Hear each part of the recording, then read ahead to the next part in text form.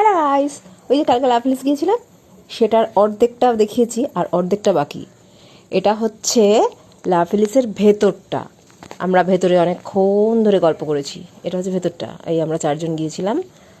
তারপরে ওখানে একটা কাবাব আইটেম নিয়েছিলাম, একটা ব্রাউনি ছিল, তারপর মজিটো নেওয়া হয়েছিল, পিৎজা নেওয়া হয়েছিল। খাবারগুলো দেখতে ভীষণ সুন্দর, ভীষণ সুন্দর, মানে ভীষণ সুন্দরভাবে সাজানো গোছানো খাবারগুলো দেখতে। ঠিক আছে, টেস্ট যারা যারা গিয়ে খেয়েছো তারা নিজেরাও জানো, আমার কিছু বলার নেই। আর যারা যারা যাবে তারা ভেবে চিন্তেই যাবে। মোটামুটি টেস্ট। আর এটা হচ্ছে এখানে বার্থডে পার্টিরও কালকে মনে হয় একটা কিছু ছিল, কালকে নয় পরশু, কালকে তো আমরাই গেলাম, পরশু দিন একটা বার্থডে পার্টি ছিল, সেটার এই লাগানো ছিল বাইরে, তোমার বেলুন ফেলুন লাগানো ছিল তো ওখানে। আর এই যে সিঁড়ি দিয়ে উঠছি আমি, এটার ওপরেও আরেকটা ছাদ আছে, ওটাতেও বসা যায়।